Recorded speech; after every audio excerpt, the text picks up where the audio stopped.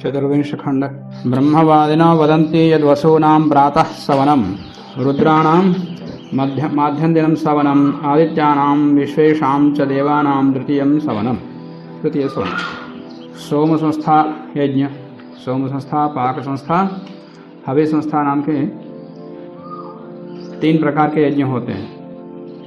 हर एक में 7 यज्ञ हैं। फिर तो सोम संस्थाओं में सोम यागों में अंतिम 7 दिनों में प्रतिदिन 3 सवन होते।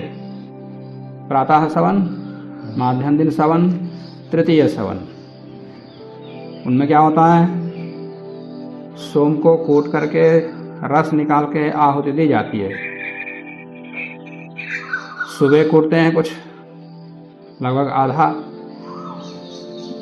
और फिर माध्याह्न दिन सवन में भी सोम को कूट के रस निकालते हैं। तृतीय सवन में पहले कूटे हुए उसी सोमलता को ही दोबारा कूट के रस निकालते हैं। तो रस निकाल के निचोड़ के आहुति दी जाती है, इसलिए इन तीनों को सवन कहते हैं। प्रातः सवन, माध्याह्न दिन सवन, तृतीय सवन। इन 3 सवनों में विभिन्न प्रकार के याग, स्तोत्र, शंसन आदि होते। और उसी प्रक्रिया के कुछ पारिभाषिक शब्दों का प्रयोग करेंगे।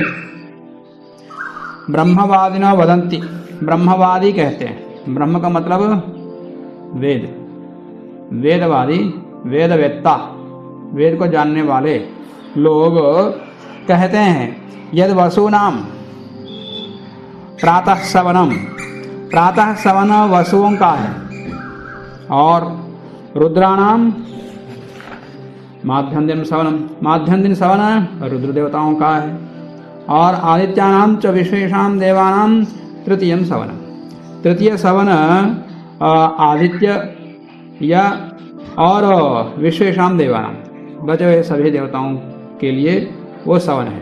पहले तो जो ब्रह्मांड है उसको 3 लोकों में बांटते हैं, पृथ्वी लोक, अंतरिक्ष लोक, जूलोक। भिन्न भिन्न प्रकार से विभाग किया जाता है। कुछ लोग पाताल, मर्त्य और स्वर्ग, इस प्रकार से, या भुवः स्वः, इस प्रकार से भी नामकरण किया था। और भी बहुत सारे। तीनों लोकों का देवता अलग है। पृथ्वी लोक का देवता अग्नि, अंतरिक्ष लोक का देवता वायु या इंद्र, और आदित्य लोक का, जूलोक का आदित्य। तो इस प्रकार से। और वसु, रुद्र, आदित्य के रूप में भी विवाह करते। वसु, रुद्र और आदित्य, इस प्रकार से भी विवाह किया जाता। अब यहाँ पर वसु नाम, जो प्रातः सवन हैं वो वसु माने पृथ्वी लोक संबंधी, और जो माध्याह्न दिन सवन हैं वो रुद्र माने अंतरिक्ष लोक देवता, और जो आदित्य है और जूलोक का देवता आदित्य, उसके लिए तृतीय सवन है। जो प्रातः सवन किया जाता है वो वसु देवताओं के या पृथ्वी लोक के लिए, पृथ्वी में विद्यमान सभी प्राणी या वस्तुओं के हित के लिए ये प्रातः सवन है। और रुद्राणाम माध्याह्न दिनम सवनम, मध्याह्न में किए जाने वाला जो सवन याग है वो रुद्र देवता के लिए माने अंतरिक्ष लोक के लिए, या अंतरिक्ष में रहने वाले प्राणियों के लिए, या अंतरिक्ष लोक का जो देवता वायु और इंद्र देवता है उनके हित के लिए ये माध्याह्न दिन सवन है। और आदित्यानाम च विशेषां देवानां तृतीयं सवनम, जो तीसरा सवन है उसको सायं सवन नहीं कहते, तृतीय सवन कहते। तो तृतीय सवन को, और तृतीय सवन किस लिए किया जाना, आदित्य माने सूर्य को जानने के लिए, या सूर्य के विज्ञान को, या सूर्य के हित के लिए, या बचे हुए सभी देवताओं के हित के लिए, उनके उद्देश्य से तृतीय सवन किया जाएगा, ये बताया। ये ब्रह्मवादी लोग कहते हैं ऐसा। अभी तक तो सामगान का बताया। अब यज्ञ में किए जाने वाले सामगान को लेकर के उनका प्रयोजन आदि बताते जाएंगे। आगे कहते हैं क्वा तर्हि यजमानस्य लोकाः इति सः यस्तम न विद्यात् कथम कुर्यात् अथ विद्वान कुर्यात्। अब यहाँ पर तीनों सवनों में किए जाने वाला सोमयाग के विषय में वर्णन आया। यह सोमयाग का प्रयोजन क्या है, मन कोई भी यज्ञ है, यज्ञ का प्रयोजन क्या है। क्वा तर्हि यजमानस्य लोकाः, ये यजमान का लोग कहाँ है फिर, कहने तात्पर्य ये तीनों सारे ब्रह्मांड को तीनों लोगों में बांट दिया और हर तीन लोग का हर एक देवता भी हो गया एक लोग का, और जो भी यज्ञ किया जा रहा है उस देवता के लिए ही हो गया या उस लोक के लिए हो गया। प्रातः सवन अग्नि के लिए और माध्याह्न दिन सवन रुद्र के लिए और तृतीय सवन आदित्य के लिए। तो सोमयाग का प्रमुख तो पहले दिन तो सब भूमिका है, सवन दिन के जो भी हैं सब किसी किसी के लिए हो गया। फिर यजमान फिर क्या है, और जिसके लिए किया जाता है वो उसका प्रयोजन उसी को मिलता है। ये नहीं है कि जिसके उद्देश्य से किया है वो दूसरों को मिले प्रयोजन, ऐसा नहीं होता। फिर यजमान को क्या मिला, तो यजमान को ऊपर कुछ नहीं मिलेगा तो फिर वो करेगा क्यों, इतना खर्च करके इतने दिनों का परिश्रम करके तब करता हुआ बिना खाए पिए यज्ञ करना, उनको व्रत का पालन करना पड़ता है, बहुत सारे नियमों को पालन करना पड़ता है। तो किया सब कुछ यजमान और यजमान को ना मिले। क्वा तर्हि यजमानस्य लोकाः, फिर यजमान के लोग कहाँ हैं, उसको क्या प्राप्त हुआ। यस्तम न विद्यात्, यदि अपने लिए कोई प्रयोजन है या नहीं इसको नहीं जानता फिर वो करेगा ही, कथम कुर्यात्, वो यज्ञ क्यों करेगा, कैसे करेगा वो। इसलिए अथ विद्वान, यदि वो प्रयोजन जानता है तो कुर्यात्, तो करें। इस तात्पर्य कोई भी यज्ञ करते हैं यज्ञ का प्रयोजन जान करके ही करना, यदि प्रयोजन नहीं जानते तो नहीं करना। स्वर्ग काम हो यज्ञता का, स्वर्ग की सिद्धि के लिए यज्ञ करना, यज्ञ करना तो स्वर्ग मिलना, ऐसा करेंगे तो वो मिलता। तो सारी प्रक्रिया को जानना, तो किस प्रकार से करेंगे तो वो प्रयोजन सिद्ध होता है, वो जो जानता है वही करे। तो केवल यज्ञ करने से नहीं मिलता, उसकी प्रक्रिया को पूरा जानना पड़ता। रामायण में देखा कि दशरथ को पुत्र कामेष्टि यज्ञ कराना है, जबकि उनके पास कुलगुरु वशिष्ठ है, बहुत सारे ऋषि, तो उसको सफल पूर्वक कौन कराएगा। ढूंढने पर पता लगा कि एक श्रृंग ऋषि हैं, वो इसको सफल पूर्वक अच्छी तरह कर सकते। फिर उनको पास गए, प्रार्थना किए, उनको लेके आए, उनसे कराया। तो पूरी प्रक्रिया जाननी पड़ती। तो अथा विद्वान कुर्यात्, उसको जानता है तो फिर करें।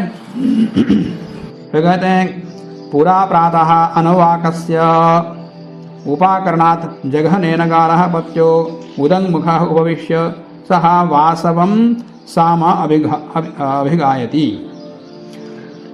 प्रातः काल, पूरा प्रातः अनुवाकस्य उपाकरणात् जघनेन गारः पत्या स उदङ्मुखः उपविश्य सः वासवं साम अभिगायति। प्रातः काल, प्रातः सवन किस देवता के लिए, वासु देवता के लिए। उसके संबंधी जो गाना होगा वो वासव होगा। ये वासवम सामा, वासव सामगान करेगा, माने पृथ्वी लोक संबंधी। और वो भी क्या कहा, प्रातरानुवाक का। प्रातरानुवाक क्या होता है, जिस दिन सवन दिन होता है, मान लिया अग्निष्टोम संस्था है, वो एक दिन का है, परंतु उस एक दिन सवन याग करने के लिए पहले 4 दिन की भूमिका बनानी पड़ती। तो 4 दिन याग दूसरे के यहाँ चलती, अंतिम दिन 5वां दिन है, जब दिन चलता वो 5 दिन, परंतु उसको एकाह कहते, एक दिन का चलने वाला याग, क्योंकि एक सोम याग एक ही दिन होता, शेष 4 दिन तो अन्य अन्य क्रियाएं होती। तो जिस दिन सवन दिन होता है उस दिन आधी रात के बाद क्रिया शुरू करनी पड़ती। मान लिया आज सवन दिन है, तो आज मध्याह्न के मध्य रात्रि के बाद ही क्रिया शुरू करनी पड़ती। तो ये सो जाते हैं, रेत्री को उठ जाते हैं, कम से कम 3 बजे शुरू करना ही पड़ता। सूर्योदय के इतने घंटे पहले ही कुछ ऋत्विकों का, सब ऋत्विकों काम नहीं है, कुछ ऋत्विकों काम है, वो लोग काम में लग जाते, क्रियाएं करते। उसमें होता को सूर्योदय से पहले तक उषा काल तक प्रातरानुवाक को पढ़ना पड़ता। प्रातरानुवाक में अग्नि, उषा और अश्विनी देवता के कुछ मंत्रों को, कुछ मंत्र लगभग 2000 मंत्रों को पढ़ना पड़ता। लगभग 2000 मंत्र। सूर्योदय से पहले पहले समाप्त कर देना, फिर उसके बाद दूसरी क्रियाएं शुरू होती।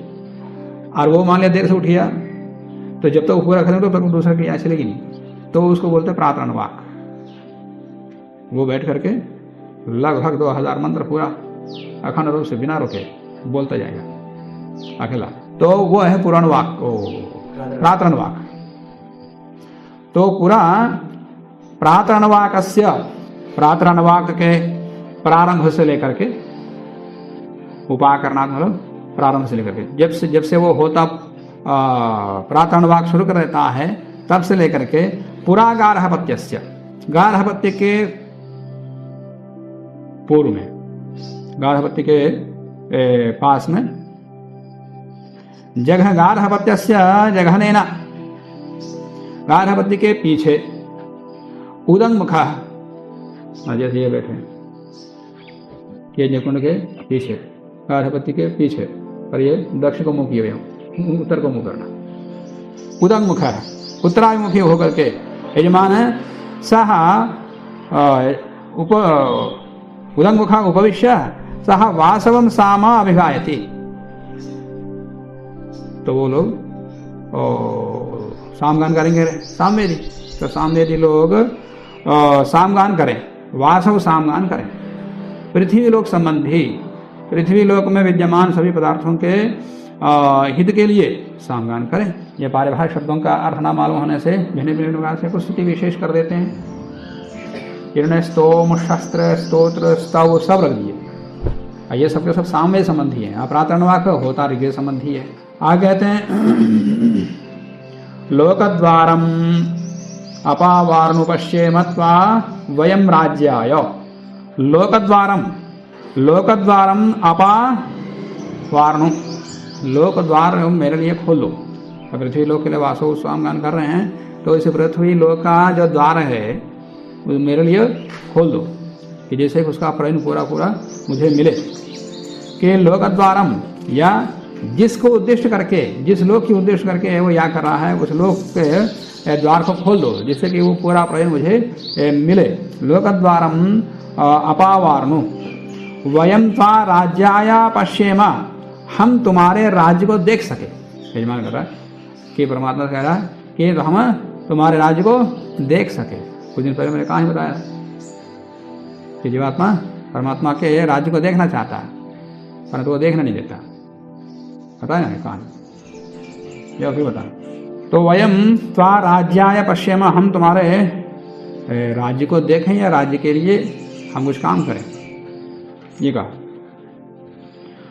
अथा जो होते नमो अग्नये पृथ्वी क्षिते लोक लोके लोक पृथ्वी क्षिते लोक क्षिते लोकम में यजमानाय विंदा एषा वै यजमानस्य लोकाः एतास्मि। अब उस प्रार्थना के पश्चात जो होती वो होम करता है, हवन करता है। अथा जो होती किसके लिए?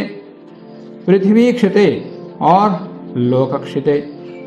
पृथ्वी क्षिते माने पृथ्वी के व्याप्ति के लिए, संपूर्ण पृथ्वी के हित के लिए। क्षय माने यहाँ पर रक्षा, पृथ्वी की रक्षा के लिए। क्षय भी है, क्षिनिवास भी है, तो पृथ्वी के अंदर निवास के लिए इसका अर्थ है। क्षय अर्थ वाला नहीं हो सकता। तो पृथ्वी क्षिते, पृथ्वी के अंदर निवास के लिए, और लोक क्षिते, इस पृथ्वी लोक से अतिरिक्त जो अन्य लोक हैं उनके अंदर भी निवास के लिए या उनके हित के लिए।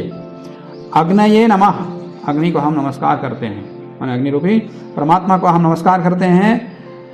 हे भगवान, मैं यजमानाया, मेरे यजमान के लिए, माने मुझ यजमान के लिए, लोकम विंदा, मुझे आनंद लोक प्राप्त कराओ, मुझे प्राप्त हो जाए। ऐसा वै यजमानस्य लोका, बस ये आनंद ही यजमान का लोक है। यजमान का प्रयोजन क्या है ये पूछा था, तो ये प्रयोजन नहीं हो, नहीं जान, प्रयोजन की जानकारी ना हो तो वो नहीं करेगा। तो इसे बता रहे हैं कि मैं यजमानाय लोकम विंदा, मुझे उस आनंद लोक की प्राप्ति कराएं या प्राप्त हो। ऐसा वै यजमानस्य लोका, बस ये यजमान का लोक है। पहले पूछा था यजमान का लोक क्या है, यजमान का प्रयोजन क्या है, वो क्या प्राप्त करेगा। तो ऐसा वै यजमानस्य लोकः, यही इस कर्म या इस यज्ञ से उत्पन्न होने वाला फल है। ऐसा वै यजमानस्य लोकः एतास्मि, मैं इसको प्राप्त करूँगा। फिर बोलिए यजमानस्य लोकः एतास्मि, मैं इस लोक को प्राप्त करूँगा। ये कहेगा।